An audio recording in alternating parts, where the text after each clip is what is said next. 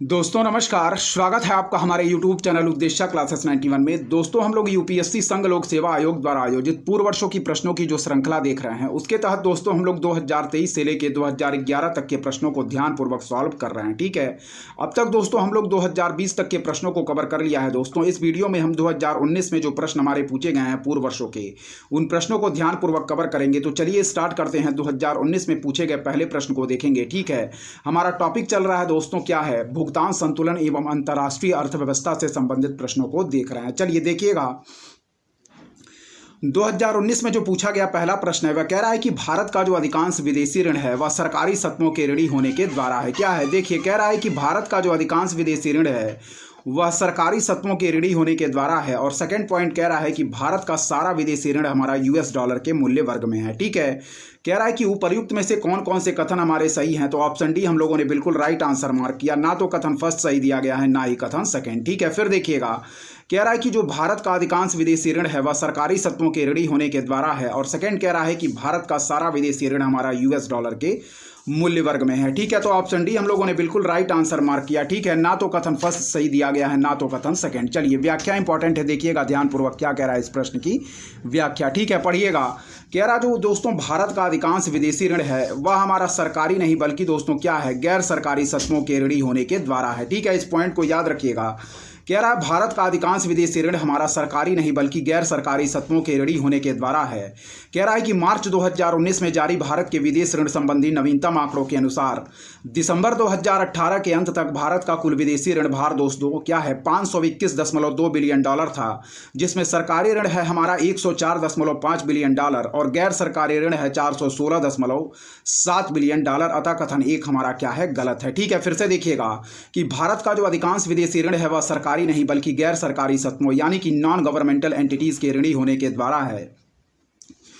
मार्च 2019 में जारी भारत के विदेश ऋण संबंधी नवीनतम आंकड़ों के अनुसार दिसंबर 2018 के अंत तक भारत का कुल विदेशी ऋण भार दोस्तों क्या है, 521.2 बिलियन डॉलर। ठीक है, जिसमें दोस्तों सरकारी ऋण हमारा है 104.5 बिलियन डॉलर और गैर सरकारी ऋण है 416.7 बिलियन डॉलर। ठीक है, अतः कथन एक हमारा गलत है। देखिएगा, कह रहा है कि वित्त मंत्रालय की रिपोर्ट के अनुसार दिसंबर 2018 के अंत तक भारत के कुल विदेशी ऋण स्टॉक में अमेरिकी डॉलर में मूल्य वर्गित ऋण का हिस्सा है 45.9%, जिसके बाद क्रमशः दोस्तों भारतीय रुपया 24.8%, एसडीआर में है 5.1%, जापानी येन में है 4.9% और यूरो में है 3.1% का स्थान। जबकि कथन सेकेंड कह रहा है कि भारत का सारा विदेशी ऋण दोस्तों यूएस डॉलर के मूल्य वर्ग में है। अतः कथन सेकेंड हमारा गलत है। ठीक है, इस पॉइंट को याद रखिएगा। फिर देखिएगा, वित्त मंत्रालय की रिपोर्ट के अनुसार दिसंबर 2018 के अंत तक भारत के कुल विदेशी ऋण स्टॉक में दोस्तों अमेरिकी डॉलर में मूल्य वर्गित ऋण का हिस्सा है 45.9%, जिसके बाद क्रमशः भारतीय रुपया में है 24.8%, एसडीआर में है 5.1%, जापानी येन में है 4.9% और यूरो में है 3.1%। ठीक है, जबकि कथन सेकंड हमारा कह रहा था कि भारत का सारा विदेशी ऋण हमारा यूएस डॉलर के मूल्य वर्ग में है, इसीलिए हमारा कथन सेकंड भी गलत है। ठीक है, तो हम लोगों ने ऑप्शन डी मार्क किया था। ठीक है, यानी कि ना तो कथन एक सही दिया गया था, ना तो कथन दो। ऑप्शन डी हमारा बिल्कुल राइट आंसर था। चलिए 2019 में पूछे गए दोस्तों आगे के प्रश्नों की तरफ बढ़ेंगे। इससे पहले दो को हम देखेंगे क्या है, विदेशी ऋण क्या है, इसको भी देख लेते हैं। दिया गया है जो कि हमारा व्याख्या में, देखिएगा विदेशी ऋण क्या है दोस्तों। कह रहा है कि किसी राष्ट्र द्वारा दूसरे राष्ट्र या संगठन से ली गई उधारी जो उसे ब्याज सहित या ब्याज रहित लौटानी होती है, विदेशी ऋण कहलाता है। ठीक है, फॉरेन लोन के बारे में दोस्तों बात कर रहा है। देखिएगा, कह रहा है यह अल्पावधि या दीर्घावधि ऋणों का संयोजन होता है और ये ऋण जिस मुद्रा में प्राप्त किए जाते ब्याज सहित उसी मुद्रा में दोस्तों क्या किए जाते हैं, चुकाए जाते हैं। इस पॉइंट को याद रखिएगा। फिर से देखिए कि किसी राष्ट्र द्वारा दूसरे राष्ट्र या संगठन से ली गई उधारी जो उसे ब्याज सहित या ब्याज रहित लौटानी होती है, विदेशी ऋण कहलाता है। यह अल्पावधि एवं दीर्घावधि ऋणों का संयोजन होता है और यह ऋण दोस्तों जिस मुद्रा में प्राप्त किए जाते हैं ब्याज सहित उसी मुद्रा में चुकाए जाते हैं। इस पॉइंट को याद रखिएगा। चलिए 2019 में पूछे गए दूसरे प्रश्न की तरफ बढ़ेंगे। इंपॉर्टेंट है, ध्यानपूर्वक देखिएगा क्या कह रहा है 2019 में पूछा गया दूसरा प्रश्न। चलिए देखिएगा, कह रहा है हमारा कि भारत के संदर्भ में मुद्रा संकट के जोखिम को कम करने में निम्नलिखित में से किस या किन कारकों का योगदान है। ठीक है, फिर देखिएगा कि भारत के संदर्भ में मुद्रा संकट के जोखिम को कम करने में निम्नलिखित में से किस या किन कारक या कारकों का योगदान है। ठीक है, पहला कह रहा है कि भारत के आईटी सेक्टर के विदेशी मुद्रा अर्जन का, दूसरा कह रहा है दोस्तों सरकारी व्यय के बढ़ने का, तीसरा कह रहा है विदेशस्थ भारतीयों द्वारा भेजे गए धन का। फिर देखिएगा कह रहा दोस्तों हमारा कि भारत के संदर्भ में मुद्रा संकट के जोखिम को कम करने में निम्नलिखित में से किस या किन कारक या कारकों का योगदान है। पहला कह रहा है कि भारत के आईटी सेक्टर के विदेशी मुद्रा अर्जन का, दूसरा कह रहा है सरकारी व्यय के बढ़ने का, और तीसरा कह रहा है दोस्तों विदेशस्थ भारतीयों द्वारा भेजे गए धन का। ठीक है, फिर इसमें दोस्तों कह रहा है नीचे दिए गए कूट का प्रयोग कर सही उत्तर चुनिए। तो हम लोगों ने सही आंसर मार्क किया ऑप्शन बी, यानी कि फर्स्ट और थर्ड पॉइंट इस संदर्भ में सही दिए गए हैं। ठीक है, भारत के आईटी सेक्टर के विदेशी मुद्रा अर्जन का दोस्तों फर्स्ट पॉइंट हमारा सही, और थर्ड पॉइंट जो कह रहा है कि विदेशस्थ भारतीयों द्वारा भेजे गए धन का, जबकि सेकंड पॉइंट जो कह रहा है कि सरकारी व्यय के बढ़ने का, यह पॉइंट हमारा गलत है। इस पॉइंट को याद रखिएगा। फिर से पढ़िएगा कि भारत के संदर्भ में दोस्तों मुद्रा संकट के जोखिम को कम करने में निम्नलिखित में से किस या किन कारक या कारकों का योगदान है। तो पहला पॉइंट कह रहा है कि भारत के आईटी सेक्टर के विदेशी मुद्रा अर्जन का। ठीक है, दूसरा कह रहा है सरकारी व्यय के बढ़ने का, और तीसरा कह रहा है विदेशस्थ भारतीयों द्वारा भेजे गए धन का। ठीक है, तो फर्स्ट और थर्ड पॉइंट हम लोगों ने बिल्कुल सही आंसर मार्क किया। सेकंड पॉइंट जो दिया गया इस संदर्भ में बिल्कुल गलत है। ठीक है, फर्स्ट पॉइंट जो कह रहा है कि भारत के आईटी सेक्टर के विदेशी मुद्रा अर्जन का, यह पॉइंट हमारा बिल्कुल सही है, और थर्ड पॉइंट जो कह रहा है कि विदेशस्थ भारतीयों द्वारा भेजे गए धन का, यह भी हमारा पॉइंट सही दिया गया है। सेकंड पॉइंट इस संदर्भ में गलत है। हम लोगों ने आंसर मार्क किया ऑप्शन बी, केवल फर्स्ट और थर्ड। ठीक है, व्याख्या क्या दिया गया है, कह रहा है कि भारत के संदर्भ में मुद्रा संकट के जोखिम को कम करने में निम्नलिखित कारकों का योगदान है। फिर देखिएगा कि भारत के संदर्भ में मुद्रा संकट के जोखिम को कम करने में निम्नलिखित कारकों का योगदान है। इस पॉइंट को याद रखिएगा। चलिए आगे इस प्रश्न की जो व्याख्या दी गई है उसको हम ध्यानपूर्वक कवर करेंगे। सारे प्रश्न हमारे इंपॉर्टेंट हैं, इसलिए ध्यानपूर्वक सारे प्रश्नों को देखते चलिए। ठीक है दोस्तों, चलिए बढ़ेंगे आगे। जो हमारा 2019 में पूछा गया दूसरा प्रश्न है, उसकी व्याख्या हम ध्यानपूर्वक देखेंगे। चलिए दोस्तों ध्यानपूर्वक सारे प्रश्नों को देखते चलिए, इंपॉर्टेंट है। ठीक है, चलिए देखिए। चलिए दोस्तों देखते हैं। ठीक है, पहला पॉइंट देखिएगा ध्यानपूर्वक क्या कह रहा है। कह रहा दोस्तों कि भारत के सूचना प्रौद्योगिकी क्षेत्रक का विदेशी मुद्रा दोस्तों अर्जन क्या है। भारत के सूचना प्रौद्योगिकी क्षेत्रक का विदेशी मुद्रा अर्जन, इस पॉइंट को याद रखिएगा। ठीक है, चलिए नेक्स्ट पॉइंट की तरफ बढ़ेंगे दोस्तों, देखेंगे नेक्स्ट पॉइंट हमारा क्या कह रहा है। ठीक है, कह रहा है कि विदेशस्थ भारतीयों द्वारा भेजा गया धन क्या है। कह रहा है कि विदेशस्थ भारतीयों द्वारा, यानी कि इंडियंस अब्रॉड द्वारा भेजा गया धन। ठीक है, चलिए आगे पढ़ेंगे। कह रहा दोस्तों कि ज्ञातव्य है कि आईटी सेक्टर द्वारा दोस्तों विदेशी मुद्रा अर्जन एवं विदेशस्थ भारतीयों द्वारा भेजा गया धन देश में दोस्तों विदेशी मुद्रा अंतर्वाह, यानी कि फॉरेन करेंसी इनफ्लो को बढ़ाकर विदेशी मुद्रा भंडार में वृद्धि करने के साथ बैलेंस ऑफ पेमेंट, यानी कि भुगतान संतुलन के घाटे को कम करता है, जिससे मुद्रा संकट का जोखिम हमारा कम होता है। ठीक है, नेक्स्ट पॉइंट देखिएगा क्या कह रहा है।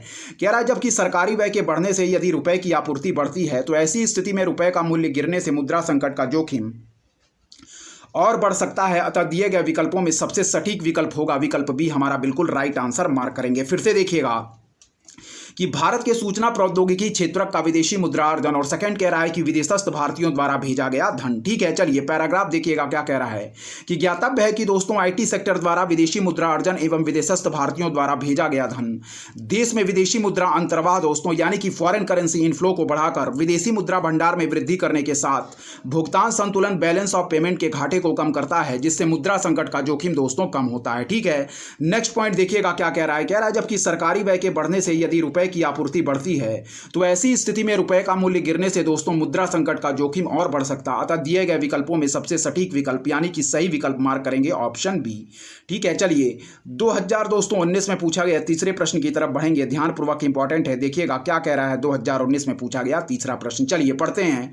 कह रहा है कि पंजीकृत विदेशी पोर्टफोलियो निवेशकों द्वारा उन विदेशी निवेशकों को जो स्वयं को सीधे पंजीकृत कराए बिना भारतीय स्टॉक बाजार का हिस्सा बनना चाहते, निम्नलिखित में से क्या जारी किया जाता है। तो बिल्कुल राइट आंसर मार्क करेंगे दोस्तों पी नोट या पार्टिसिपेटरी नोट, जिसे हम कहते हैं दोस्तों सहभागिता पत्र। ऑप्शन डी हमारा बिल्कुल राइट आंसर होगा। फिर पढ़िएगा कि पंजीकृत विदेशी पोर्टफोलियो निवेशकों द्वारा उन विदेशी निवेशकों को जो स्वयं को सीधे पंजीकृत कराए बिना भारतीय स्टॉक बाजार का हिस्सा बनना चाहते, निम्नलिखित में से क्या जारी किया जाता है। तो ऑप्शन डी सहभागिता पत्र, पार्टिसिपेटरी नोट इसका बिल्कुल राइट आंसर होगा, जिसे हम पी नोट्स भी कहते हैं। चलिए व्याख्या इंपॉर्टेंट है, ऑप्शन डी हम लोगों ने बिल्कुल राइट आंसर मार्क किया। व्याख्या ध्यानपूर्वक पढ़ते हैं क्या दिया गया है। देखिए कह रहा है कि पार्टिसिपेटरी नोट्स दोस्तों क्या है। पी नोट्स एक वित्तीय उपकरण है जो सीबी में दोस्तों पंजीकृत नहीं किए गए निवेशकों या विदेशी संस्थागत निवेशकों द्वारा भारतीय प्रतिभूतियों में निवेश के लिए जारी किया जाता, और भारतीय प्रतिभूतियों के रूप में इक्विटी प्रतिभूति, ऋण प्रतिभूति या डेरिवेटिव शामिल होते हैं। इस पॉइंट को याद रखिएगा।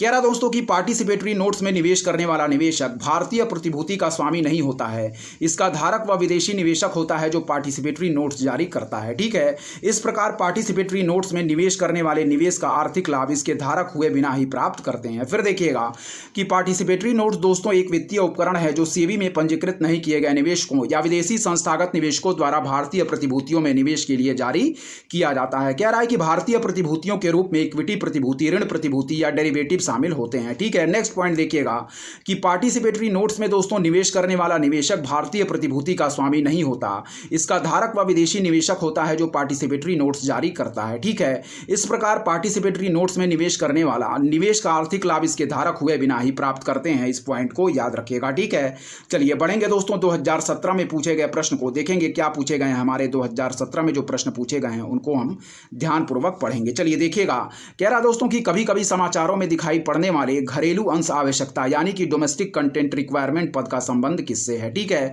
तो ऑप्शन ए हम बिल्कुल राइट आंसर मार्क करेंगे, हमारे देश में सौर शक्ति उत्पादन का विकास करने से। ठीक है, ऑप्शन ए इसका बिल्कुल राइट आंसर होगा। देखिएगा फिर से कि कभी कभी समाचारों में दिखाई पड़ने वाले घरेलू अंश आवश्यकता यानी कि डोमेस्टिक कंटेंट रिक्वायरमेंट पद का संबंध किससे है। ठीक है, तो ऑप्शन ए हम लोगों ने बिल्कुल राइट आंसर मार्क किया, हमारे देश में सौर शक्ति उत्पादन का विकास करने से। फिर पढ़िएगा, कभी कभी समाचारों में दिखाई पड़ने वाले घरेलू अंश आवश्यकता यानी कि डोमेस्टिक कंटेंट रिक्वायरमेंट पद का संबंध किससे है, तो ऑप्शन ए हमारा बिल्कुल राइट आंसर होगा, हमारे देश में सौर शक्ति उत्पादन का विकास करने से। ठीक है, व्याख्या भी इसकी इंपॉर्टेंट है, ऑप्शन ए हम लोगों ने बिल्कुल राइट आंसर मार्क किया। ध्यानपूर्वक चलिए इसकी व्याख्या पहले पढ़ते हैं। ठीक है, इंपॉर्टेंट है, देखिएगा क्या कह रही है इस प्रश्न की व्याख्या। चलिए पढ़ते हैं दोस्तों, ध्यानपूर्वक देखें क्या कह रही है। देखिएगा, कह रहा दोस्तों कि घरेलू अंश आवश्यकता जिसे हम कहते हैं डोमेस्टिक कंटेंट रिक्वायरमेंट का संबंध दोस्तों भारत में सौर शक्ति उत्पादन के विकास से संबंधित है। यह शब्द दोस्तों चर्चा में तब आया जब अमेरिका ने 2013 में WTO में भारत के खिलाफ यह शिकायत की कि जवाहरलाल नेहरू राष्ट्रीय सौर मिशन के लिए भारत की सब्सिडी सौर घटक के विदेशी आपूर्तिकर्ताओं के खिलाफ भेदभाव करती है। ठीक है, फिर देखिएगा, कह रहा दोस्तों कि घरेलू अंश आवश्यकता यानी कि डोमेस्टिक कंटेंट रिक्वायरमेंट का संबंध भारत में सौर शक्ति उत्पादन के विकास से संबंधित है और यह शब्द दोस्तों चर्चा में तब आया जब अमेरिका ने 2013 में WTO में भारत के खिलाफ यह शिकायत की कि जवाहरलाल नेहरू राष्ट्रीय सौर मिशन के लिए भारत की सब्सिडी दोस्तों सौर घटक के विदेशी आपूर्तिकर्ताओं के खिलाफ भेदभाव करती है। इस पॉइंट को याद रखिएगा। चलिए 2017 में पूछे गए दूसरे प्रश्न की तरफ बढ़ेंगे, इंपॉर्टेंट है, ध्यानपूर्वक देखिएगा क्या कह रहा है। 2017 में पूछा गया दूसरा प्रश्न इंपॉर्टेंट है, देखिए ध्यानपूर्वक देखिएगा दोस्तों। ठीक है, इंपॉर्टेंट है, चलिए देखिए 2017 में पूछा गया जो दूसरा प्रश्न है उसको ध्यानपूर्वक देखिएगा क्या कह रहा है। देखिए, कह रहा है हमारा कि राष्ट्रीय बौद्धिक संपदा अधिकार नीति क्या है दोस्तों, national intellectual property rights policy के संदर्भ में निम्नलिखित कथनों पर विचार कीजिए। फिर देखिएगा, कह रहा है कि राष्ट्रीय बौद्धिक संपदा अधिकार नीति जिसे हम कहते हैं national intellectual property right policy, ठीक है, इसके संदर्भ में निम्नलिखित कथनों पर विचार कीजिए। पहला पॉइंट पढ़िएगा क्या कह रहा है। कह रहा दोस्तों कि यह दोहा विकास एजेंडा और ट्रिप्स समझौते के प्रति भारत की प्रतिबद्धता को दोहराता है। ठीक है, फिर देखिएगा नेक्स्ट पॉइंट क्या कह रहा है। कह रहा दोस्तों कि औद्योगिक नीति और संवर्धन विभाग भारत में बौद्धिक संपदा अधिकारों के विनियमन के लिए केंद्रक अभिकरण या नोडल एजेंसी है। इस पॉइंट को याद रखिएगा। फिर पढ़िएगा, कह रहा दोस्तों हमारा कि राष्ट्रीय बौद्धिक संपदा अधिकार नीति यानी कि national intellectual property right policy के संदर्भ में निम्नलिखित कथनों पर विचार कीजिए। पहला पॉइंट ध्यानपूर्वक पढ़िएगा क्या कह रहा है, इंपॉर्टेंट है। देखिए, कह रहा दोस्तों कि यह दोहा विकास एजेंडा और ट्रिप्स समझौते के प्रति भारत की प्रतिबद्धता को दोहराता है। और सेकंड पॉइंट कह रहा है कि औद्योगिक नीति और संवर्धन विभाग भारत में बौद्धिक संपदा अधिकारों के विनियमन के लिए केंद्रक अभिकरण या नोडल एजेंसी है। ठीक है, तो इसमें ऑप्शन सी हम बिल्कुल राइट आंसर मार्क करेंगे। फर्स्ट और सेकंड दोनों ही कथन हमारे बिल्कुल सही दिए गए हैं। फिर पढ़िएगा कि राष्ट्रीय बौद्धिक संपदा अधिकार नीति दोस्तों यानी कि national intellectual property right policy के संदर्भ में निम्नलिखित कथनों पर विचार कीजिए। पहला पॉइंट पढ़िएगा कि कह रहा है कि यह दोहा विकास एजेंडा और ट्रिप्स समझौते के प्रति भारत की प्रतिबद्धता को दोहराता है। और जो सेकंड पॉइंट कह रहा है कि औद्योगिक नीति और संवर्धन विभाग भारत में बौद्धिक संपदा अधिकारों के विनियमन के लिए केंद्रक अभिकरण या नोडल एजेंसी है। तो ऑप्शन सी हम लोगों ने बिल्कुल राइट आंसर मार्क किया, यानी कि इस संदर्भ में दोस्तों हमारे क्या हैं, दोनों ही कथन हमारे बिल्कुल सही दिए गए हैं। ऑप्शन सी हमारा बिल्कुल राइट आंसर होगा। ठीक है, चलिए अब व्याख्या को पढ़ेंगे, ध्यानपूर्वक देखिएगा। व्याख्या हमारी इंपॉर्टेंट है, क्या कह रही है व्याख्या, इसकी ध्यानपूर्वक देखेंगे। ठीक है, चलिए देखिएगा। कह रहा दोस्तों कि राष्ट्रीय बौद्धिक संपदा अधिकार नीति एक क्या है, विजन दस्तावेज है दोस्तों, जिससे समस्त बौद्धिक संपदाओं के बीच सहयोग संभव बनाया जाएगा। फिर देखिएगा, कह रहा है कि राष्ट्रीय बौद्धिक संपदा अधिकार नीति हमारी एक विजन दस्तावेज है जिससे समस्त बौद्धिक संपदाओं के बीच सहयोग संभव बनाया जाएगा। इसके तहत दोस्तों इस बात पर बल दिया गया है कि भारत हमारा बौद्धिक संपदा कानूनों को मानता है तथा भारत में बौद्धिक संपदा की सुरक्षा के लिए प्रशासनिक एवं न्यायिक ढांचा मौजूद है। अतः इसके द्वारा भारत दोस्तों दोहा विकास एजेंडा और ट्रिप्स समझौते के प्रति प्रतिबद्धता भी प्रदर्शित प्रदर्शित करता है और कह रहा है कि औद्योगिक नीति और संवर्धन विभाग वाणिज्य एवं उद्योग मंत्रालय भारत सरकार के अधीन कार्यरत एक विभाग है जो बौद्धिक संपदा अधिकारों के विनियमन के लिए केंद्रक अभिकरण यानी कि नोडल एजेंसी है। ठीक है, फिर से पढ़िएगा कि राष्ट्रीय बौद्धिक संपदा अधिकार नीति एक विजन दस्तावेज है जिससे दोस्तों समस्त बौद्धिक संपदाओं के बीच सहयोग संभव बनाया जाएगा। ठीक है, इसके तहत इस बात पर बल दिया गया है कि भारत दोस्तों बौद्धिक संपदा कानूनों को मानता है तथा भारत में बौद्धिक संपदा की सुरक्षा के लिए प्रशासनिक एवं न्यायिक ढांचा मौजूद है।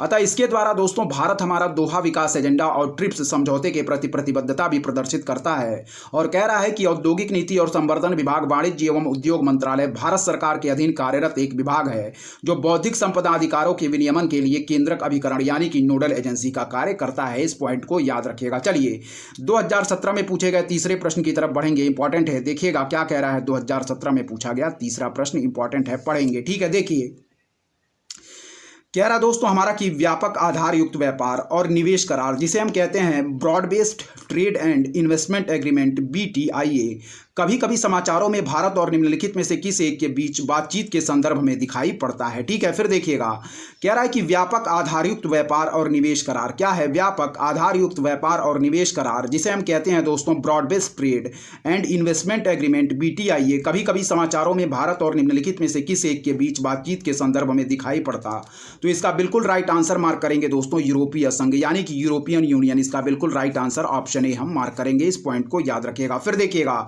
कि व्यापक आधारयुक्त व्यापार दोस्तों और निवेश करार जिसे हम कहते हैं broad based trade and investment agreement BTIA कभी कभी समाचारों में भारत और निम्नलिखित में से किस एक के बीच बातचीत के संदर्भ में दिखाई पड़ता, तो ऑप्शन ए हमारा बिल्कुल राइट आंसर होगा यानी कि यूरोपियन यूनियन, यूरोपीय संघ हमारा बिल्कुल राइट आंसर होगा। देखिएगा broad based trade and investment agreement समझौता दोस्तों व्यापार और निवेश से संबंधित यूरोपीय देशों का एक समझौता है जिसके तहत यूरोपीय संघ के देश व्यापार और निवेश को दोस्तों मजबूती प्रदान करते हैं। इस पॉइंट को याद रखिएगा। फिर देखिएगा broad based trade and investment agreement दोस्तों क्या है, एक समझौता व्यापार और निवेश से संबंधित यूरोपीय देशों का एक समझौता है जिसके तहत दोस्तों यूरोपीय संघ के देश व्यापार और निवेश को मजबूती प्रदान करते हैं। इस पॉइंट को याद रखिएगा। चलिए 2017 में पूछे गए दोस्तों चौथे प्रश्न की तरफ बढ़ेंगे, ध्यानपूर्वक देखेंगे क्या कह रहा है। 2017 में पूछा गया चौथा प्रश्न इंपॉर्टेंट है, ध्यानपूर्वक देखिएगा। ठीक है, जो 2017 में पूछा गया चौथा प्रश्न है उसको हम ध्यानपूर्वक देखेंगे, इंपॉर्टेंट है।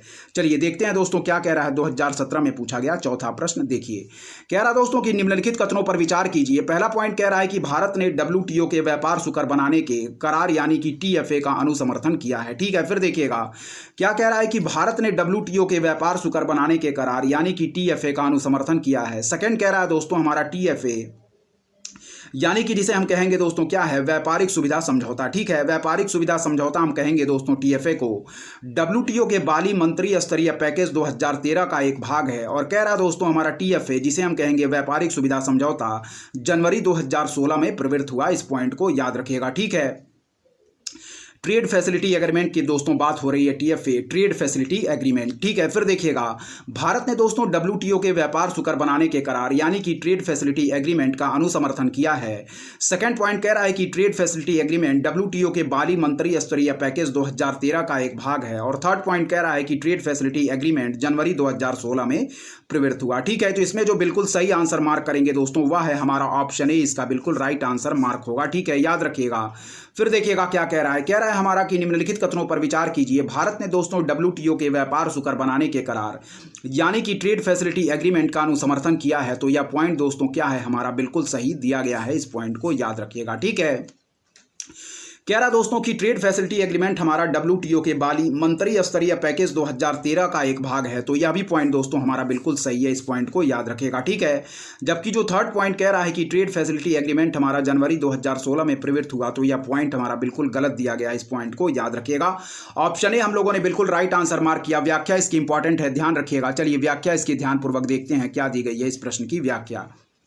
कह रहा है कि विश्व व्यापार संगठन दोस्तों विभिन्न देशों के मध्य व्यापार को बढ़ावा देने के लिए द्वितीय विश्व युद्ध के बाद गठित एक संस्था है जो सदस्य देशों के बीच व्यापार से संबंधित विवादों का दोस्तों समाधान निकालती है। इसी क्रम में WTO की बाली मंत्री स्तरीय बैठक 2013 में व्यापारिक सुविधा समझौता यानी कि ट्रेड फैसिलिटी एग्रीमेंट का प्रावधान किया गया और यह समझौता दोस्तों फरवरी 2017 में प्रवृत्त हुआ। इस प्रकार अभिष्ट उत्तर विकल्प ए होगा। फिर देखिएगा कि विश्व व्यापार संगठन जिसे हम कहते हैं दोस्तों वर्ल्ड ट्रेड ऑर्गेनाइजेशन विभिन्न देशों के मध्य व्यापार को बढ़ावा देने के लिए द्वितीय विश्व युद्ध के बाद गठित एक संस्था है जो सदस्य देशों के बीच व्यापार से संबंधित विवादों का समाधान निकालती है। इसी क्रम में दोस्तों WTO की बाली मंत्री स्तरीय बैठक 2013 में ट्रेड फैसिलिटी एग्रीमेंट यानी कि TFA का प्रावधान किया गया।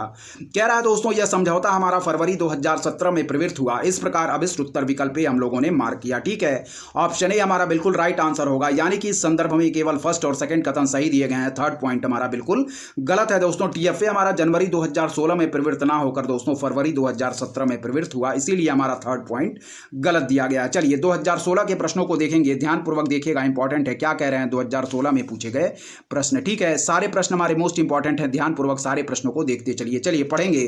कह रहा है कि निम्नलिखित में से किसके संदर्भ में दोस्तों कभी कभी समाचारों में एम्बर बॉक्स, ब्लू बॉक्स और ग्रीन बॉक्स शब्द देखने को मिलते हैं। फिर देखिएगा, कह रहा दोस्तों कि निम्नलिखित में से किसके संदर्भ में कभी कभी दोस्तों समाचारों में एम्बर बॉक्स, ब्लू बॉक्स और ग्रीन बॉक्स शब्द देखने को मिलते हैं। तो इसका बिल्कुल राइट आंसर मार्क करेंगे WTO मामला। ठीक है, इस पॉइंट को याद रखिएगा, ऑप्शन ए हमारा बिल्कुल राइट आंसर होगा। फिर देखिएगा कि निम्नलिखित में से किसके संदर्भ में कभी कभी समाचारों में एम्बर बॉक्स, ब्लू बॉक्स और ग्रीन बॉक्स शब्द देखने को मिलते हैं। तो ऑप्शन ए हम लोगों ने बिल्कुल राइट आंसर मार्क किया।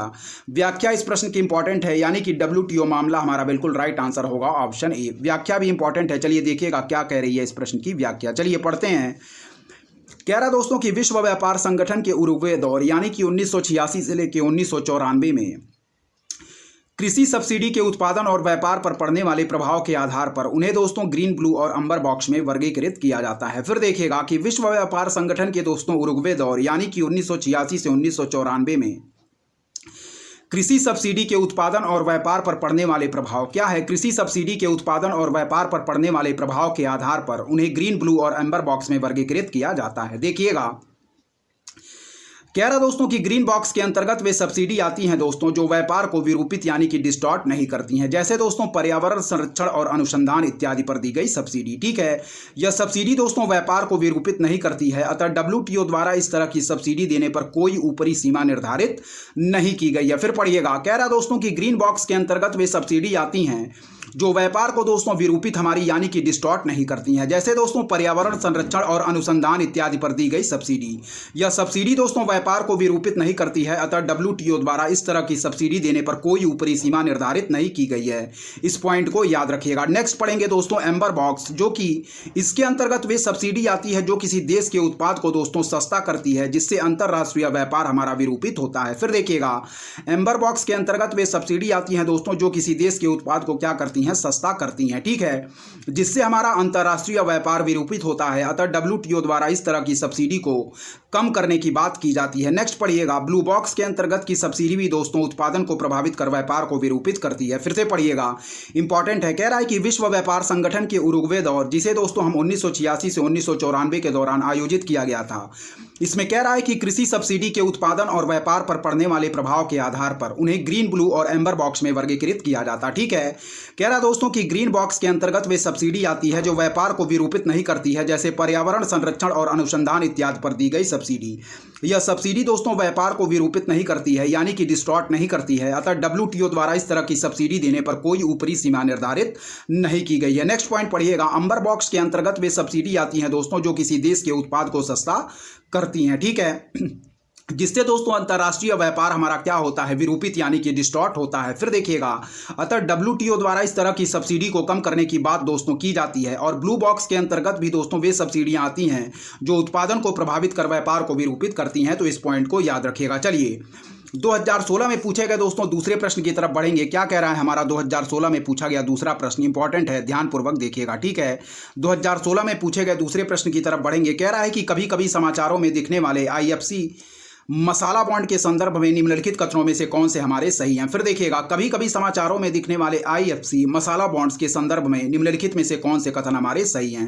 पहला पॉइंट कह रहा है कि अंतरराष्ट्रीय वित्त निगम यानी कि इंटरनेशनल फाइनेंस कॉर्पोरेशन जो इन बॉन्ड्स को प्रस्तावित करता है, विश्व बैंक की क्या है दोस्तों, एक शाखा है। फिर देखिएगा, कह रहा है कि कभी कभी समाचारों में दिखने वाले IFC यानी कि IFC मसाला बॉन्ड्स के संदर्भ में निम्नलिखित कथनों में से कौन से पॉइंट हमारे सही दिए गए हैं? पहला पॉइंट कह रहा है कि अंतर्राष्ट्रीय वित्त निगम यानी कि इंटरनेशनल फाइनेंस कॉर्पोरेशन जो इन बॉन्ड्स को प्रस्तावित करता है, विश्व बैंक की क्या है दोस्तों, एक शाखा है। फिर देखिएगा, कह रहा है कि अंतर्राष्ट्रीय वित्त निगम यानी कि इंटरनेशनल फाइनेंस कॉर्पोरेशन जो इन बॉन्ड्स को प्रस्तावित करता है, विश्व बैंक की एक शाखा है। ठीक है, फिर दोस्तों देखेंगे पहला पॉइंट हमारा इस संदर्भ में दोस्तों क्या है, बिल्कुल सही दिया गया है, जो कह रहा है कि अंतर्राष्ट्रीय वित्त निगम हमारा यानी कि इंटरनेशनल फाइनेंस कॉर्पोरेशन जो इन बॉन्ड्स को प्रस्तावित करता है विश्व बैंक की एक शाखा है। यह पॉइंट हमारा बिल्कुल सही दिया गया, इस पॉइंट को याद रखिएगा।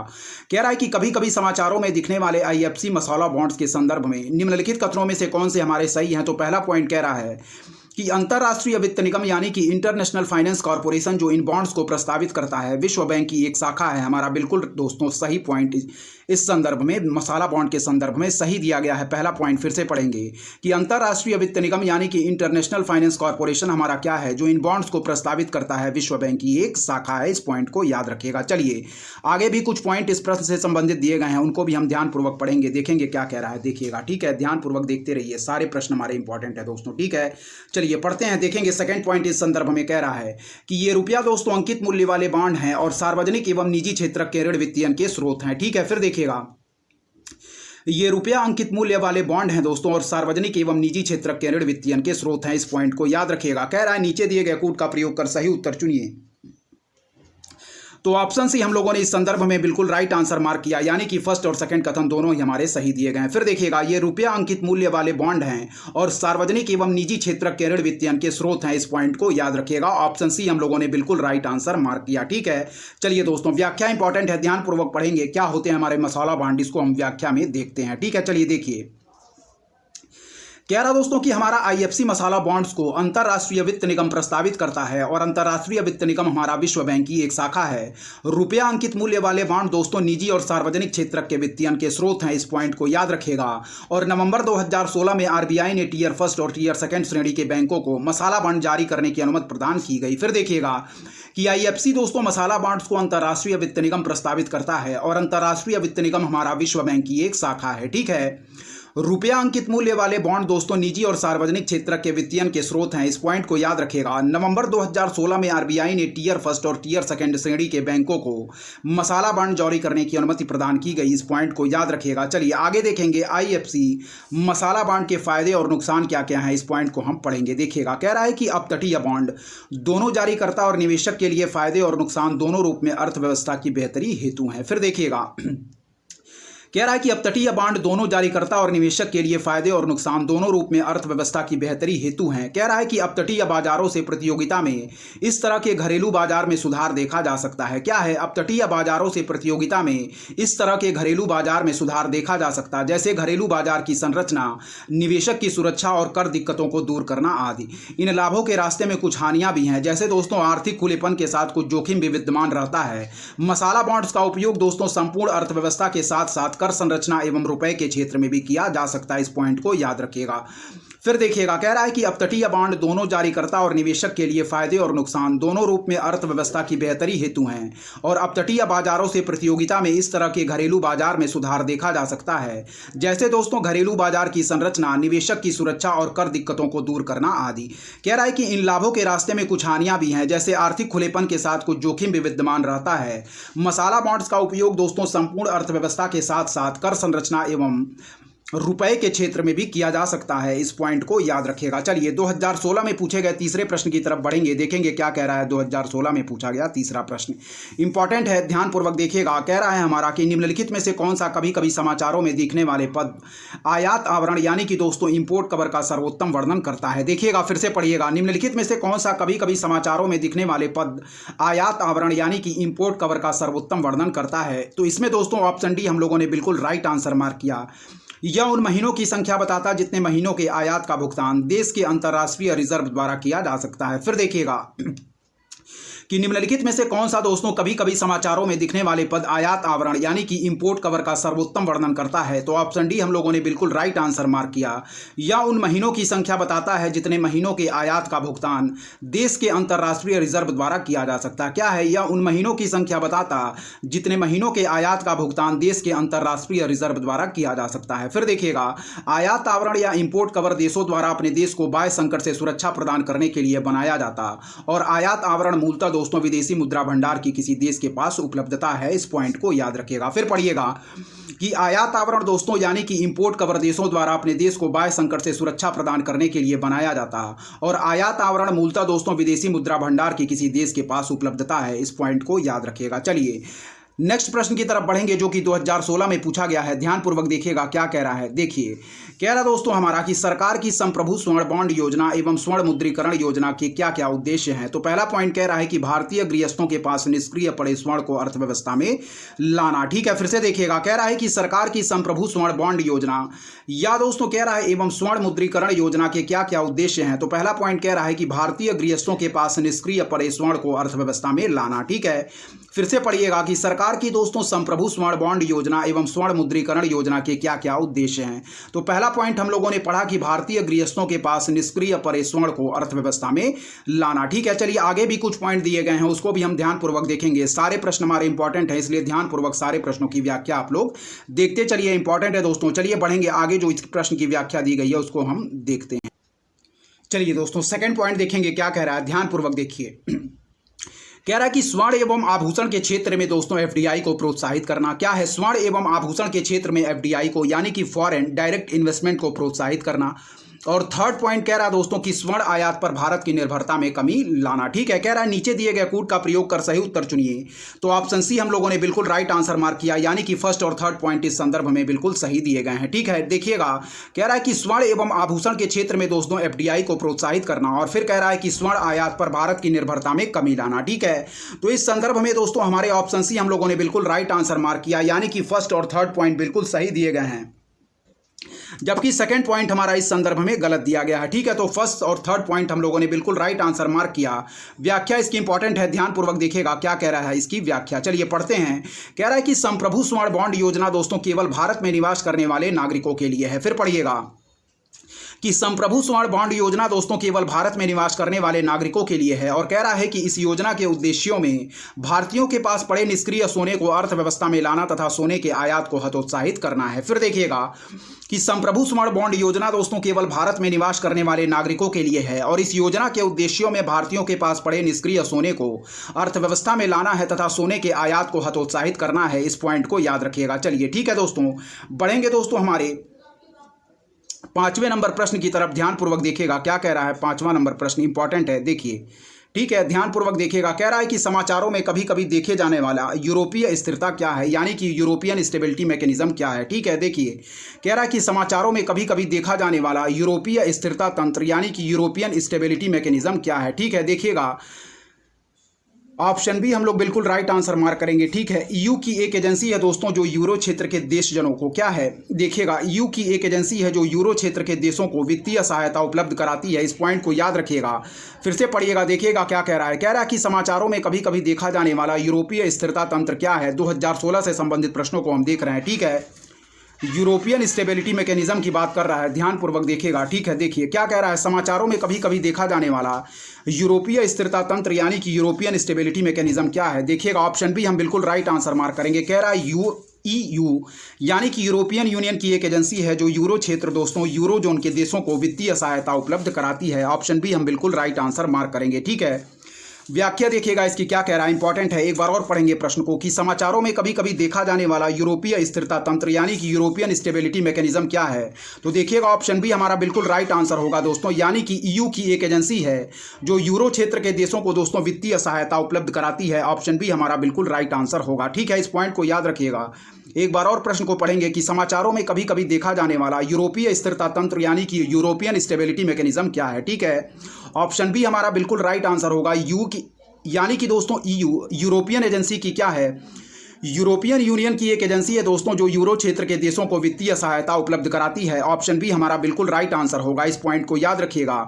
यूरोपियन यूनियन की एक एजेंसी जो यूरो क्षेत्र यूरो जोन के देशों को वित्तीय सहायता उपलब्ध कराती है। ठीक है, यूरोपियन स्टेबिलिटी मैकेनिज्म, ऑप्शन हमारा ऑप्शन बी हम लोगों ने बिल्कुल राइट आंसर मार्क किया। व्याख्या इंपॉर्टेंट है, ध्यानपूर्वक व्याख्या देखिएगा कि यूरोपीय स्थिरता तंत्र यानी कि दोस्तों European stability mechanism European union की एक एजेंसी है जो कि यूरो जोन के देशों को लोन के रूप में आर्थिक सहायता प्रदान करती है। इसका मुख्यालय दोस्तों लग्जमबर्ग में है, और यह एक स्थायी संस्था है जो कि पूर्ववर्ती संस्था यूरोपीय वित्तीय स्थिरता सुविधा यूरोपियन फाइनेंशियल स्टेबिलिटी फैसिलिटी की जगह 2010 में स्थापित हुई थी। इस पॉइंट को याद रखिएगा। फिर से पढ़ेंगे कि यूरोपीय स्थिरता तंत्र जिसे हम कहेंगे European stability mechanism European union की एक एजेंसी है जो कि यूरोजोन के देशों को दोस्तों लोन के रूप में आर्थिक सहायता प्रदान करती है और इसका मुख्यालय याद रखें लग्जमबर्ग में है और यह एक स्थायी संस्था है जो कि पूर्ववर्ती संस्था यूरोपीय वित्तीय स्थिरता सुविधा की जगह 2010 में दोस्तों क्या है स्थापित हुई है। ठीक है, इस पॉइंट को याद रखिएगा, फिर से देखिएगा।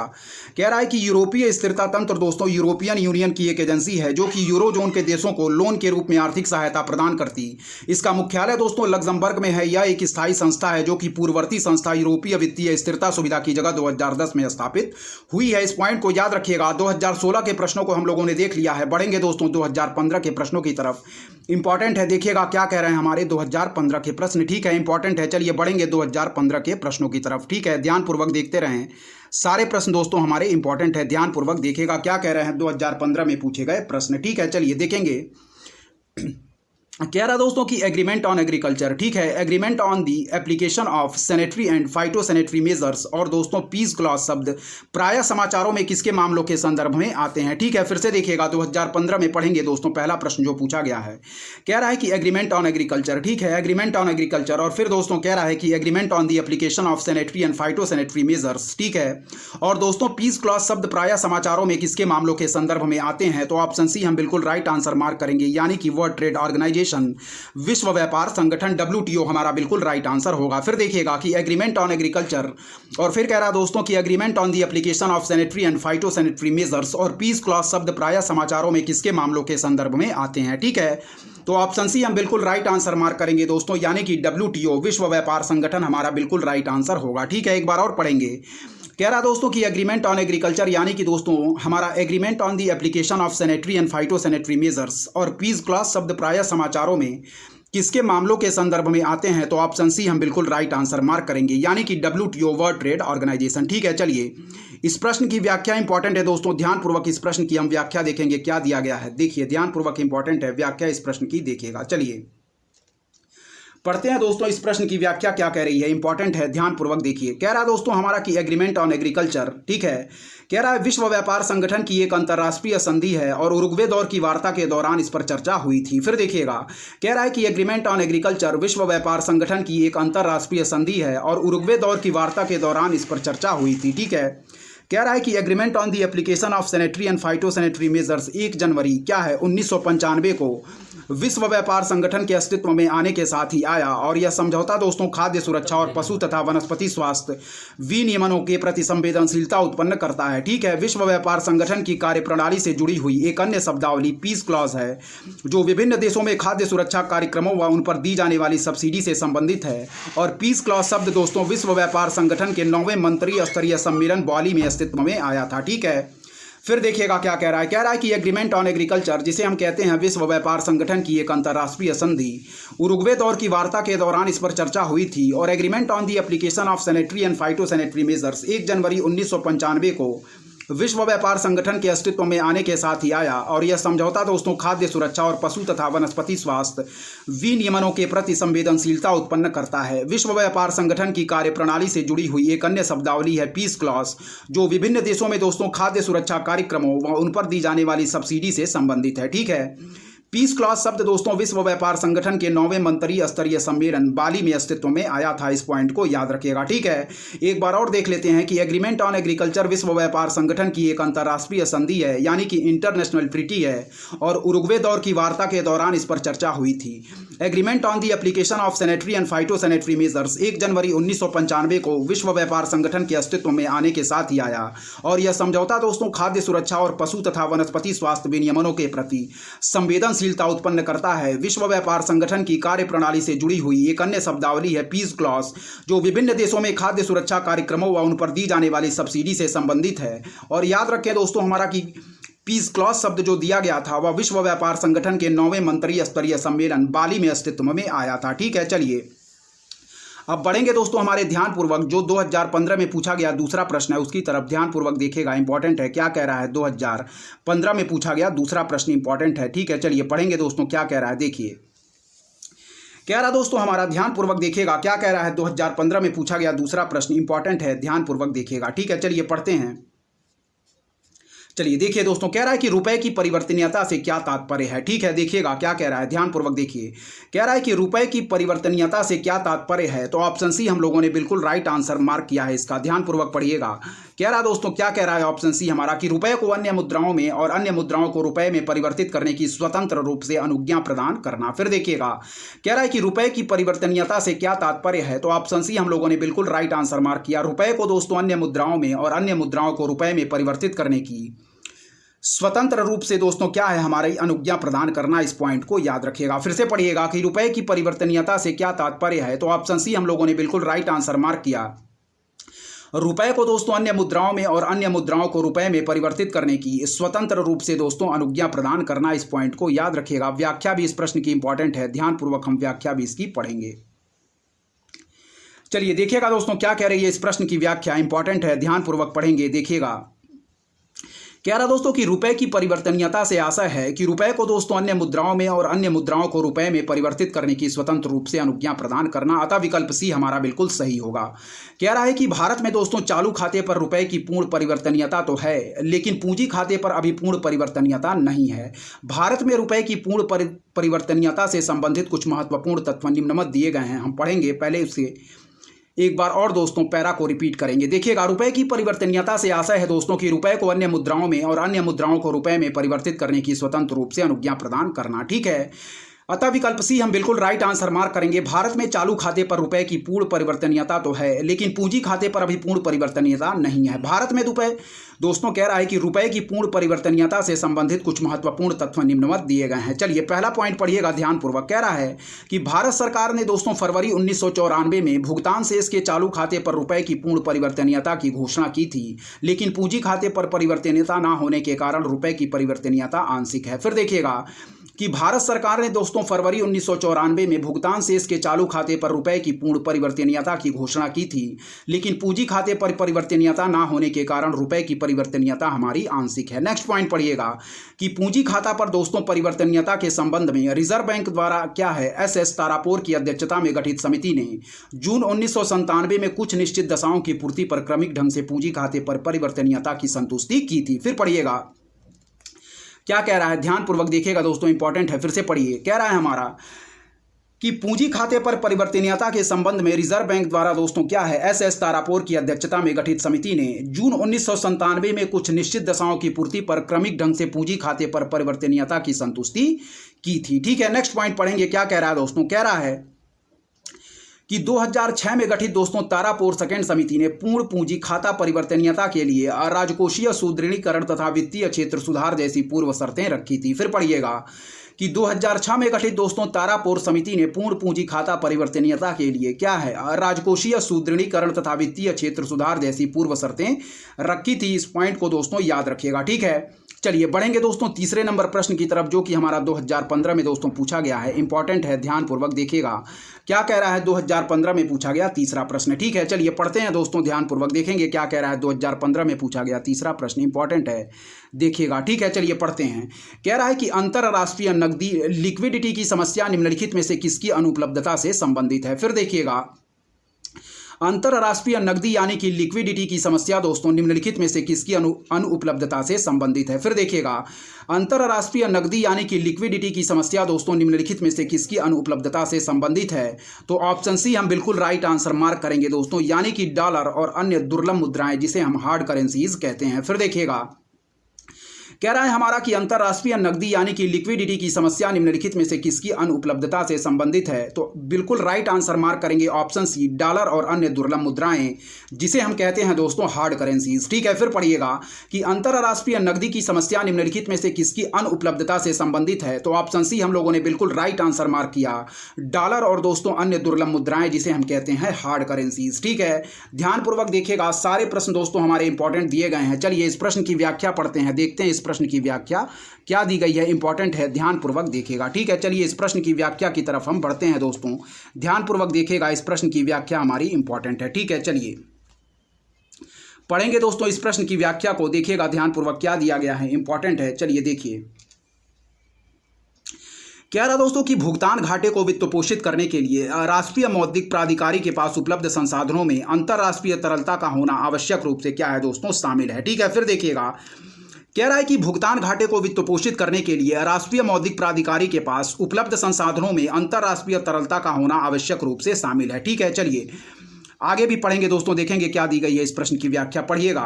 कह रहा है कि वर्तमान में दोस्तों विदेशी मुद्राओं के संबंध में इसे मुख्य रूप से कार्यरूप दिया जा रहा। अंतर्राष्ट्रीय मुद्रा कोष के सदस्य दोस्तों राष्ट्र भुगतान संतुलन के लिए विदेशी मुद्रा में ऋण ले सकते हैं, जिसे उन्हें आवश्यक रूप से ब्याज के साथ भुगतान करना होता है।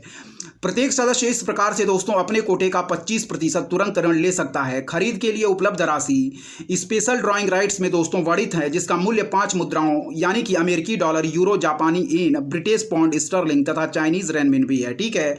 1 अक्टूबर 2016 से शामिल। कह रहा है कि भारित औसत पर प्रतिदिन आगणित किया जाता। इसमें सर्वाधिक मान्य अंतर्राष्ट्रीय मुद्रा डॉलर है, जिसे अन्य मुद्राओं के साथ हार्ड करेंसी माना जाता।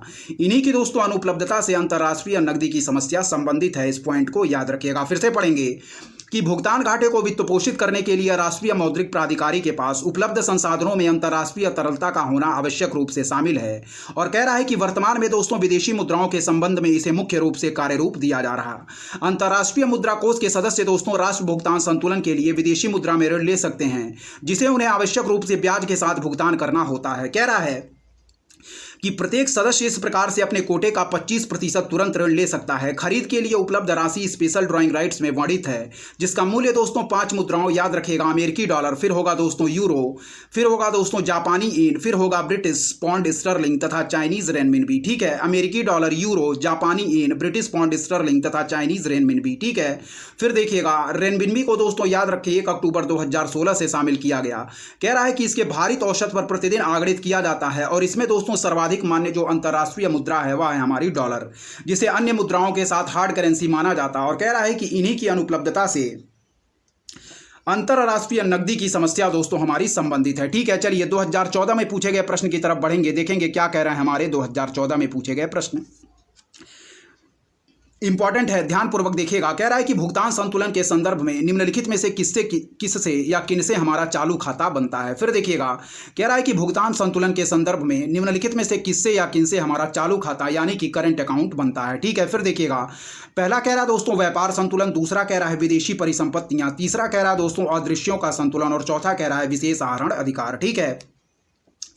कह रहा है नीचे दिए गए कूट का प्रयोग कर सही उत्तर चुनिए। तो हम लोगों ने बिल्कुल राइट आंसर मार्क किया, ऑप्शन सी हमारा बिल्कुल राइट आंसर होगा, यानी कि दोस्तों व्यापार संतुलन और अदृश्यों का संतुलन। ठीक है। जबकि सेकंड और फोर्थ पॉइंट हमारे इस संदर्भ में गलत दिए गए हैं। फिर से पढ़िएगा।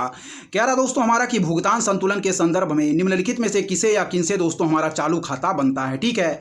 तो पहला जो दिया गया है दोस्तों व्यापार संतुलन बिल्कुल सही है। सेकंड जो कह रहा है विदेशी परिसंपत्तियां, यह पॉइंट हमारा गलत है।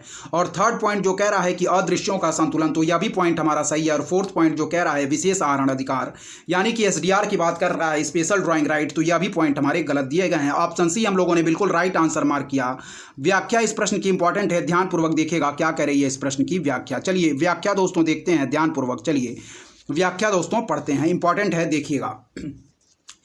कह रहा दोस्तों हमारा कि भुगतान संतुलन क्या है, यानी कि बैलेंस ऑफ पेमेंट एक निर्धारित समयावधि में दोस्तों एक देश की अर्थव्यवस्था का शेष विश्व के साथ होने वाली आर्थिक लेन देनों यानी कि इकोनॉमिक ट्रांजैक्शंस का दस्तावेज होता है। भुगतान संतुलन दोस्तों चालू खाते व पूंजी खातों से मिलकर बनता है और भुगतान संतुलन के संदर्भ में चालू खाता निम्न से बनता है। फिर देखिएगा।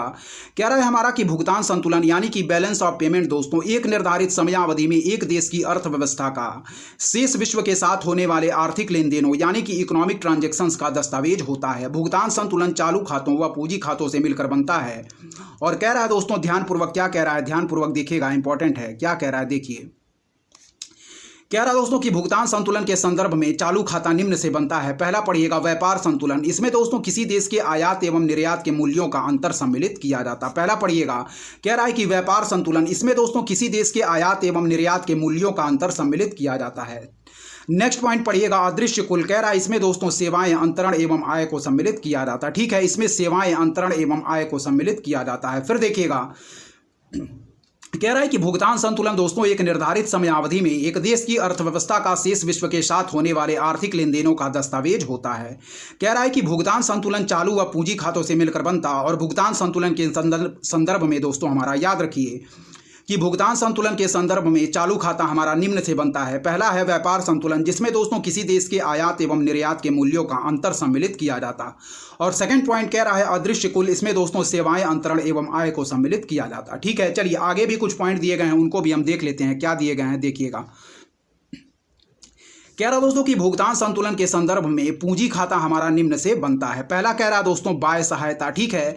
सेकंड कह रहा दोस्तों बाह्य वाणिज्यिक उधार, ठीक है। फिर कह रहा दोस्तों हमारा अल्पकालिक ऋण। फिर कह रहा है बैंकिंग पूंजी जिसमें दोस्तों अनिवासी जमा भी शामिल है।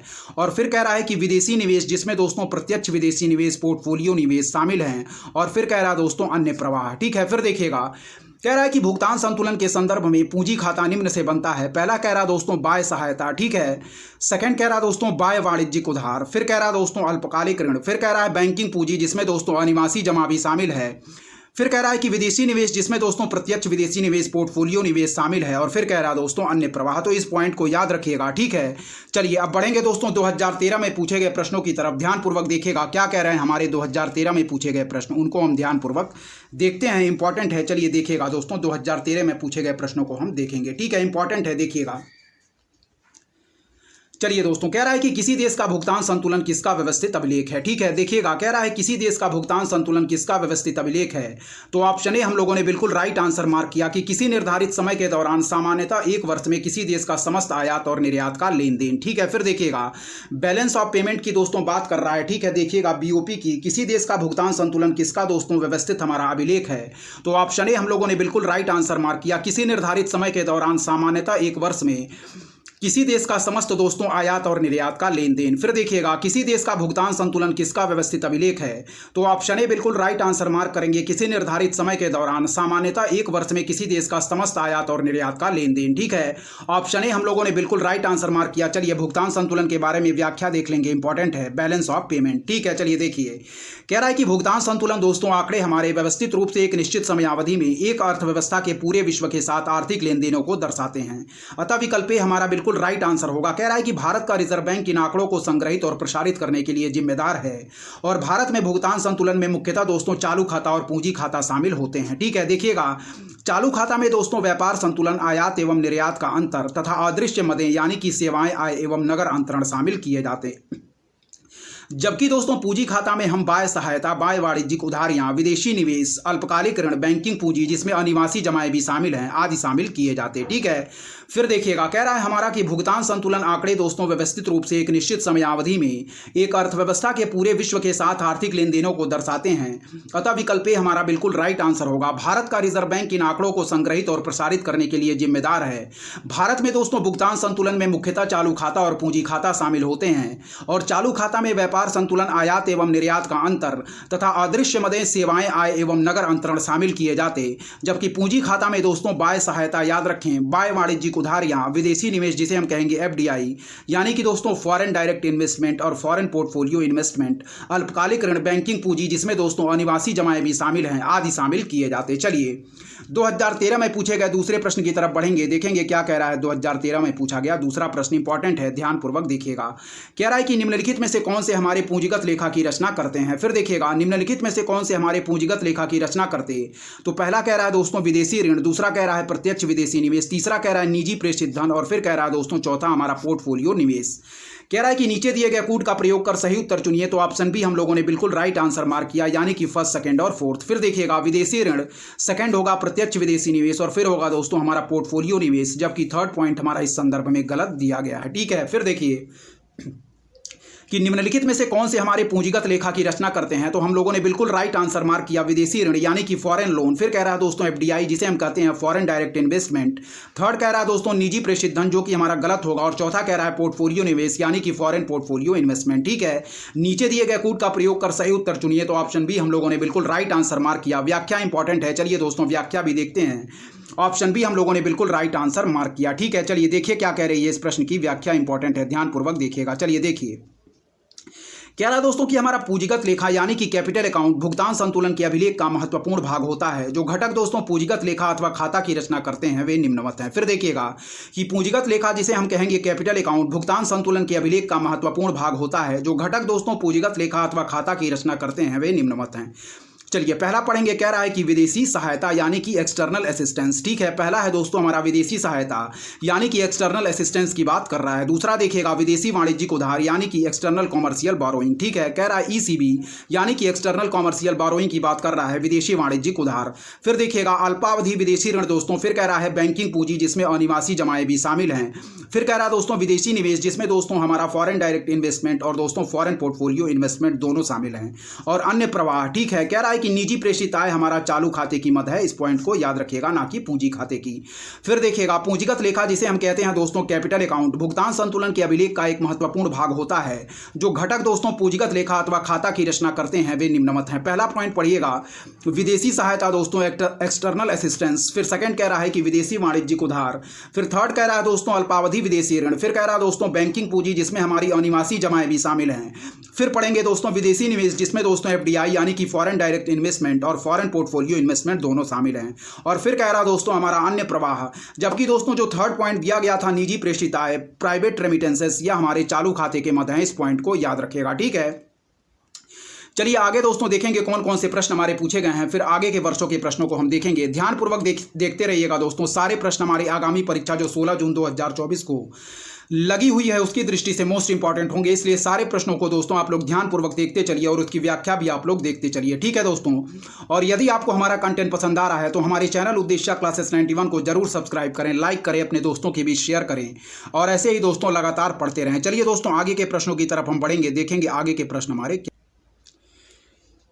चलिए दोस्तों 2013 में पूछे गए तीसरे प्रश्न को देखेंगे, ध्यानपूर्वक देखिएगा क्या कह रहा है। कह रहा दोस्तों हमारा कि भारत की विदेशी मुद्रा आरक्षित निधि में निम्नलिखित में से कौन सा एक मद समूह सम्मिलित है। फिर देखिएगा कि दोस्तों भारत की विदेशी मुद्रा आरक्षित निधि में निम्नलिखित में से कौन सा एक मद समूह शामिल है, तो ऑप्शन बी हम बिल्कुल राइट आंसर मार्क करेंगे, इस पॉइंट को याद रखिएगा। यानी कि दोस्तों विदेशी मुद्रा परिसंपत्ति भारतीय रिजर्व बैंक द्वारा दोस्तों धारित स्वर्ण तथा विशेष आहरण अधिकार हमारा एसडीआर। ठीक है, फिर देखिएगा कह रहा है कि भारत की विदेशी मुद्रा आरक्षित निधि में निम्नलिखित में से कौन सा एक मद समूह शामिल है, तो विदेशी मुद्रा परिसंपत्ति हमारी बिल्कुल शामिल होगी भारतीय रिजर्व बैंक द्वारा दोस्तों धारित स्वर्ण तथा विशेष आहरण अधिकार यानी कि एसडीआर। फिर से देखिएगा इंपॉर्टेंट है, कह रहा है हमारा कि भारत की विदेशी मुद्रा आरक्षित निधि में निम्नलिखित में से कौन सा एक मद समूह सम्मिलित है, तो ऑप्शन बी हम बिल्कुल राइट आंसर मार्क करेंगे, विदेशी मुद्रा परिसंपत्ति भारतीय रिजर्व बैंक द्वारा धारित स्वर्ण तथा विशेष आहरण अधिकार यानी कि एसडीआर।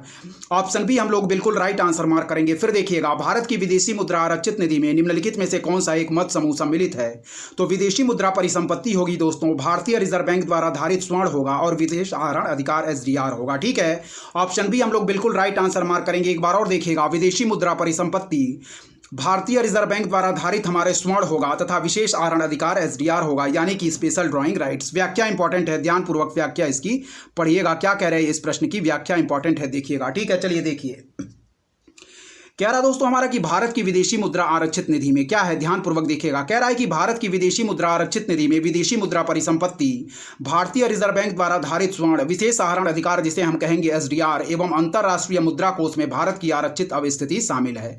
विदेशी मुद्रा आरक्षित निधि को दोस्तों आरबीआई द्वारा रखा और प्रबंधित किया जाता है। फिर से पढ़ेंगे पहले पैरा को, देखिएगा।